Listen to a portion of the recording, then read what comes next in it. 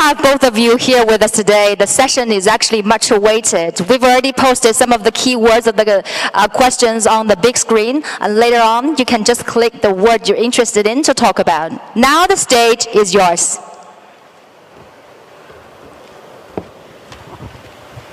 What are you supposed to say? Just things about AI, perhaps? Yeah. Okay. Let's see. Yeah, the AI, right? You want to AI. start with AI? Yeah. Okay. It is. Okay, great. AI. Yeah. Actually, I'm told that does AI mean love? There's like a name AI. It sort of sounds a bit like love. Yeah, AI. I hate the word AI called artificial intelligence. I call it Alibaba intelligence. Yeah. might end up being true. You never know. I think generally people underestimate the capability of AI. They sort of think like it's a smart human, but it's really much. It's going to be much more than that. It'll be much smarter than the smartest human. Yeah. I mean, it'll be like, can a chimpanzee really understand humans? Not really. We just seem like strange aliens. They mostly just care about other chimpanzees, and this will be how it is, more or less, in a relative. In fact, if the difference is only that small, that would be amazing. Probably it's much greater. So, the biggest mistake that I see artificial intelligence researchers making is assuming that they're intelligent. Yeah, they're not compared to AI. And so a lot of them cannot imagine something smarter than themselves, but AI will be vastly smarter, vastly.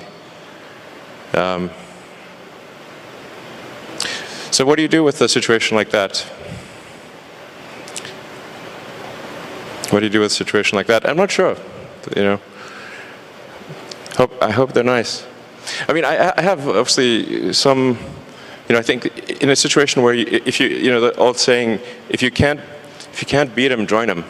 That's what Neuralink is about. Is like, can we go along for the ride with AI? I mean, I really think that there should be other companies like Neuralink, essentially to create a high bandwidth interface to the brain, because right now we are already a cyborg. People don't realize we are already a cyborg because we are so well integrated with our phones and our computers.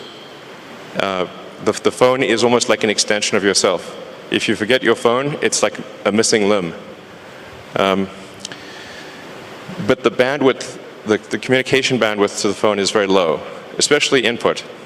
So, in fact, input bandwidth to computers has actually gone down because of typing with 2 thumbs as opposed to 10 fingers. There's a big reduction in bandwidth. Input bandwidth has gone up because of video and imagery. So input bandwidth is many orders of magnitude greater than output bandwidth. But at a certain point, if we'll just, assuming a benign scenario with AI, we will just be too slow. To something, let's say a computer that has like an exaflop of, many exaflops of compute capability, a millisecond is an eternity, and to us it's nothing. So, I always think like human speech to a computer will sound like very slow tonal wheezing. It's kind of like whale sounds. Yep. Because what's our bandwidth? Like a few hundred. Vision about the technology. I'm not a tech guy. I think more about life. I think AI is going to open a new chapter of the society, of the world, that people try to understand ourselves better rather than the outside world. And it's so difficult to predict the future. 99.99% of the predictions that human being had in history about the future, all wrong. Including that one? Oh yeah. Only, the 0.00% of the prediction are right. They're right because by accident. Yeah, but it's also true that 80% of statistics are false. Yeah. So my meaning is Cold that, room. Come on, guys. That was a joke. mine is I'm happy about the artificial intelligence or Alibaba intelligence that's going to understand the inside of the human better. So when people worry a lot about artificial intelligence, people should have more confidence in themselves, because I think if a lot of solutions we don't have today, but there will be solutions tomorrow. We don't have solutions, but the young people will have solutions. So I'm quite optimistic, and I don't think artificial intelligence is a threat. I don't think artificial intelligence is something terrible, but human beings are smart enough to learn that. And to me, artificial intelligence is just like, people worry a lot about this today are those people, I call them, called college smartness. People like us, street smart, we never scared of that. We think it's a great fun, and we want to change ourselves to embrace it. I don't know, man. That's like famous last words. Let me tell you, AI is, I mean, you look at sort of the rate of advancement, just in general, the rate of advancement of computers is insane. And like a good example would be video games. You know, if you go back 40 years ago, 50 years ago maybe, you had Pong. That was just two rectangles and a square. Now you've got photorealistic real-time simulations with millions of people playing simultaneously. If you assume any rate of improvement at all, these games will be indistinguishable from reality. You will not be able to tell the difference. Either that or civilization will end. Those are the two options.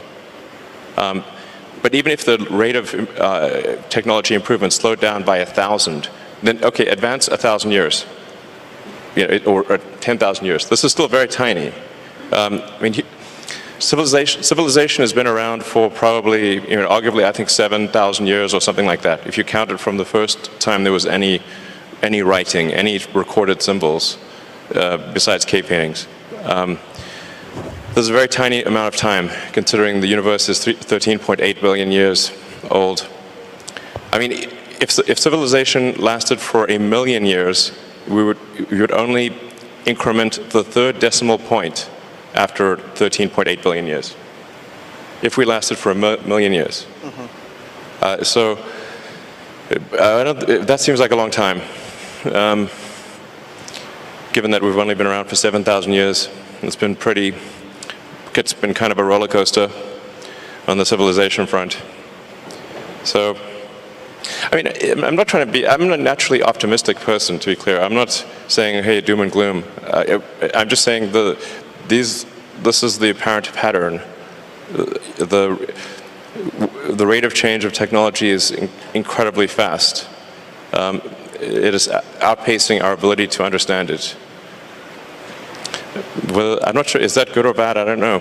I mean, it seemed to me some time ago that you could sort of think of humanity as a biological bootloader for digital superintelligence.